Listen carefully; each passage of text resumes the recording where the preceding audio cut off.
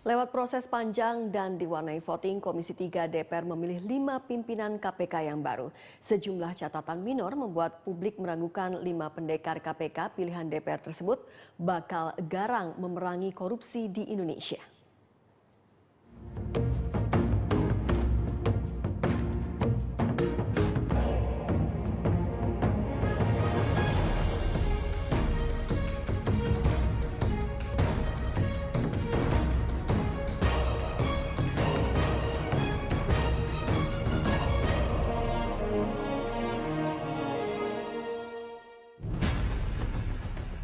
Komisi 3 DPR sejak Senin 14 Desember lalu menggelar uji kelayakan dan kepatutan terhadap 10 calon pimpinan KPK. Proses seleksi tahap akhir ini sempat molor dari waktu yang dijadwalkan karena polemik dan pro kontra. Tidak heran bila proses fit and proper test dibayang-bayangi pesimisme. Komisi 3 bakal menunda penetapan 5 pimpinan KPK definitif untuk menggantikan para pejabat lama yang berakhir masa baktinya pada 16 Desember 2015. Pencarian capim KPK memang melalui proses panjang yang diawali pembentukan tim pansel oleh Presiden Joko Widodo. Tim pansel yang terdiri dari 9 perempuan dari berbagai latar belakang profesi serta keahlian ini akhirnya dikenal sebagai 9 Serikandi. Tim pansel yang dipilih Presiden ini diketuai Destri Damayanti yang dikenal sebagai ahli ekonomi. Dalam tugasnya, Destri didampingi Eni Nurbaningsih, dosen hukum UGM, sebagai wakil ketua. Serikandi pansel ini sangat menjanjikan karena diperkuat 7 perempuan lain dari berbagai profesi. Mulai dari dosen hukum UI, Profesor Harkristuti Hartrisnowo, ahli manajemen, Betty S. Alisahbana, Yenti Karnasih, seorang ahli hukum pidana, lalu ada Natalia Subagio, seorang ahli pemerintahan, dan Dani Sadiawati, analis perundangan, dan Mutia Gani Rohman, yang dikenal sebagai sosiolog. Pada 21 Mei 2015 lalu, Menteri Sekretaris Kabinet Pratikno menjelaskan, Presiden memilih para Serikandi ini murni karena kompetensi, integritas, dan juga keberagaman keahlian. Dan yang paling penting, terpilihnya 9 pansel tersebut tetap mempertimbangkan masukan dari banyak pihak. Pada tahap berikutnya, para Serikandi ini mulai menyeleksi para calon pimpinan KPK. Mereka menerima 600 pendaftar yang kemudian disaring menjadi 194 orang hingga akhirnya tinggal 8 nama. Saat tahap 8 nama capim inilah polemik muncul. Komisi 3 DPR mempersoalkan hasil kinerja tim pansel KPK. Ada sejumlah catatan Komisi 3 DPR, antara lain proses seleksi capim KPK belum memenuhi ketentuan Undang-Undang Nomor 30 Tahun 2002. Ada capim yang dinilai tidak layak, tidak adanya perwakilan unsur jaksa, serta DPR menyoal lamanya proses pendaftaran yang melebihi 14 hari. Tidak hanya itu, Komisi 3 juga menilai dokumen yang diserahkan pansel terkait proses seleksi dan profil capim KPK jauh dari standar. Sebelumnya, tim pansel telah menetapkan 8 nama calon pimpinan KPK yang telah lolos seleksi dan berhak mengikuti uji kepatutan dan kelayakan di DPR. Selain 8 nama capim KPK itu, ada pula 2 nama capim KPK yang lebih dulu lolos seleksi, yakni Busro Mukodas dan Robi Aryabrata. Ke-10 calon pimpinan KPK ini akan menjalani uji kepatutan dan kelayakan di DPR. Polemik soal kinerja pansel membuat proses fit and proper test hingga akhir November lalu tak kunjung mendapat kepastian. Menyeruak sinyalemen, Komisi 3 akan menolak 10 nama capim KPK dan mengembalikannya ke Presiden. Sempat dibayangi ketidakpastian, Komisi 3 DPR akhirnya sepakat melanjutkan proses fit and proper test terhadap 10 calon pimpinan KPK. Menurut Wakil Ketua Komisi 3, Beni Kaharman, fit and proper test akan dilaksanakan pada tanggal 14 hingga 16 Desember 2015. Beni optimistis pada 16 Desember malam, KPK sudah memiliki 5 pemimpin definitif. Capim KPK akan dilanjutkan tanggal 14, 15, 16. Dengan demikian tanggal 16 malam kita sudah memiliki pimpinan KPK definitif. Sekretaris Kabinet Pramono Anung mengatakan Presiden Joko Widodo memastikan tidak akan mengintervensi Komisi 3 DPR terkait pemilihan calon pimpinan KPK.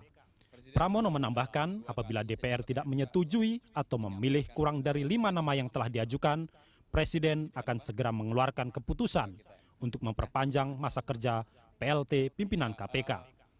Hal ini dilakukan untuk mengantisipasi kekosongan kursi pimpinan yang terlalu lama. Nama-nama yang sudah lolos dalam seleksi calon pimpinan KPK, semua nama itu tentunya kredibel dan sudah melalui proses yang cukup terbuka. Silakan dipilih oleh teman-teman di Dewan. Capim KPK, Sujanarko, mendapat giliran pertama menjalani ujian di depan anggota Komisi 3. Dalam visi misinya yang disampaikan di depan anggota Komisi 3, Direktur Pendidikan dan Pelayanan Masyarakat KPK ini menilai saat ini KPK belum bekerja independen sesuai dengan amanah dalam Undang-Undang KPK. Sujanarko mengatakan seharusnya KPK tidak hanya menjerat kasus korupsi yang melibatkan pegawai negeri dan penyelenggara negara saja. Namun, KPK juga diberi wewenang untuk menjerat pihak-pihak swasta yang terlibat dalam korupsi dan menimbulkan kerugian negara. KPK itu tidak serta-merta independen seperti yang dibayangkan orang. Karena kan independensi KPK itu duit juga dari Menkeu gitu. Setiap bulan kalau DPR menghendaki, mereka bisa panggil KPK sebagai kewenangan supervisi. Yang ketiga, dari sisi keuangan itu juga wajib diaudit oleh KPK. Di hari pertama tersebut, selain Sujanarko, Komisi 3 juga menguji 3 capim lain, Alexander Marwata, Johan Budi, dan Saud Sitomorang secara bergantian di fit and proper test hingga Senin malam. Di hari berikutnya, Komisi 3 menguji Robi Arya Brata, Busro Mukodas, serta capim lainnya hingga hari terakhir pelaksanaan. Proses uji kelayakan dan kepatutan di Komisi 3 juga dikritisi. Pengamat politik LIPI, Syamsuddin Haris memprediksi anggota Dewan bakal memanfaatkan momen tersebut untuk memilih kandidat yang bisa sejalan dengan visi mereka melemahkan KPK. Sementara itu, Wakil Ketua DPR RI Fahri Hamzah meminta semua pihak menghormati proses seleksi capim KPK yang sedang berlangsung di Komisi 3. Politikus PKS itu menegaskan apapun yang dihasilkan Komisi 3 merupakan suara dan keputusan semua fraksi di DPR RI. Komisi tersebut diharapkan bisa menuntaskan seluruh proses fit and proper test sebelum 16 Desember. Apapun keputusan Komisi 3 adalah keputusan partai-partai yang ada di DPR ini. Silakan aja nanti kita lihat bagaimana ujungnya ya. Akhirnya, Komisi Hukum DPR memilih 5 dari 10 nama untuk duduk di kursi pimpinan KPK 4 tahun ke depan. Mereka berasal dari berbagai latar berbeda, mulai dari penyidik kepolisian, hakim ad hoc, hingga akademisi. Pemilihan menggunakan mekanisme voting untuk memilih 5 nama dari 10 capim yang ada. Adapun hasil perolehan suara 10 calon pimpinan tersebut adalah Agus Raharjo 53 suara, Basaria Panjaitan 51 suara, Alexander Marwata 46 suara, Laude Sarif 37 suara, Saud Situmorang 37 suara. Sementara 5 nama lainnya yang terlempar dari 5 besar adalah Johan Budi 25 suara, Robi Arya Brata 14 suara, Sujanarko 3 suara, Busro Mukodas 2 suara, dan Surya Chandra tanpa suara. Dari hasil voting anggota Komisi 3 DPR, Johan Budi berada di urutan ke-6. Ia hanya memperoleh 25 suara, sementara Busro hanya memperoleh 2 suara. Dengan tidak terpilihnya Johan dan Busro, tidak ada orang lama di KPK. Semua diisi wajah baru. Busro adalah wakil ketua KPK di era kepemimpinan Antasari Azhar dan Abraham Samad. Sementara Johan Budi adalah mantan juru bicara KPK yang terakhir diangkat sebagai salah satu pimpinan sementara pasca nonaktifnya Abraham Samad dan Bambang Wijoyanto.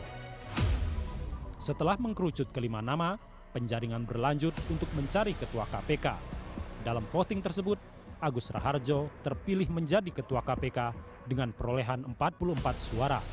Disusul Basaria Panjaitan yang meraih 9 suara, Saud Situmorang 1 suara, dan Alexander Marwata serta Laude Muhammad Syarif tanpa suara. Rapat paripurna DPR RI akhirnya menetapkan 5 pimpinan KPK yang baru periode 2015-2019. Penetapan dilaksanakan dalam rapat paripurna yang dipimpin pelaksana tugas Ketua DPR RI Fadlizon. Terpilihnya 5 pimpinan KPK yang baru ternyata tidak terlalu mendapat sambutan positif. Sejumlah catatan minor selama proses seleksi menjadi titik lemah 5 pimpinan baru tersebut. Yang pertama, posisi Ketua KPK, Agus Raharjo, usia 59 tahun.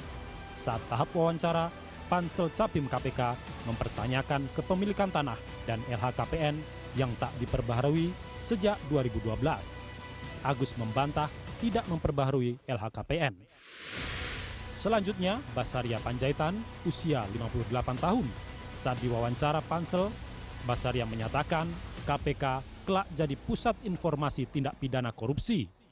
Saat jaksa dan polisi sudah bagus atau baik melaksanakan penindakan korupsi, maka KPK tinggal melaksanakan langkah pencegahan. Tony Saud Situmorang, usia 56 tahun. Pansel Capim KPK mempertanyakan pajak mobil mewah Rubicon yang tidak dibayar.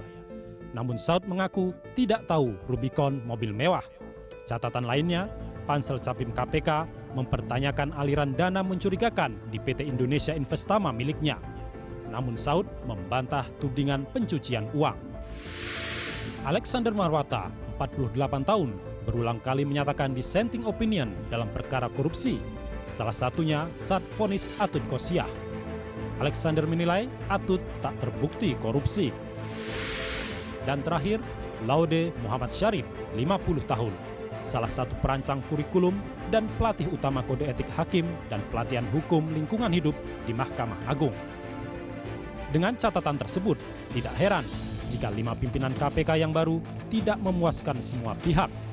Mereka diragukan dapat menjadikan KPK sebagai lembaga pemberantasan korupsi yang gigih dan galak menghadapi para koruptor seperti periode sebelumnya.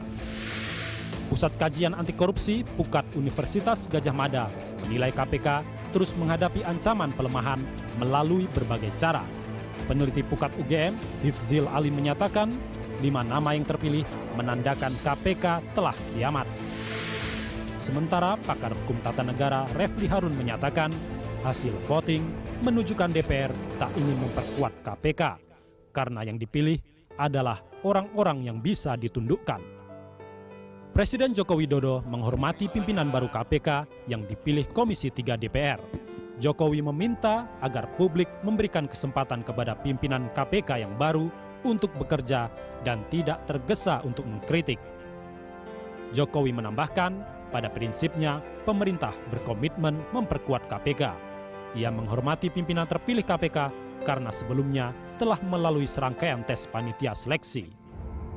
Ya, kita harus menghormati apa yang telah diputuskan oleh yang dipilih oleh DPR. Ya nanti kita lihat belum bekerja, jangan komentari dulu. Kalau sudah bekerja, nanti publik bisa menyampaikan kritik atau saran-sarannya. Belum bekerja kok, dilantik aja juga belum sudah. Dukungan juga ditegaskan Wakil Presiden Yusuf Kala. Sejalan dengan Presiden, Kala meminta semua pihak melihat dulu kinerja pimpinan baru KPK sambil diawasi kerjanya. Soal revisi itu kan kebutuhan berdasarkan waktu dan juga perkembangan berdasarkan pengalaman. Jangan dihubungkan dengan Capim ini. Ya, Capim ini pilihan yang terbaik, pilihan yang baik. 5 nama telah dipilih Komisi Hukum DPR untuk memimpin KPK Jilid 4. Nama tersebut selanjutnya akan dikirimkan ke Presiden Joko Widodo agar segera dilantik untuk masa jabatan 2015-2019. Setelah pelantikan, publik menunggu apa gebrakan wajah-wajah baru di Komisi Anti Korupsi tersebut. Apakah benar bisa menjadi benteng tangguh menumpas koruptor atau justru seperti prediksi kebanyakan orang bahwa mereka hanya kumpulan komisioner selera DPR untuk melemahkan KPK dari dalam.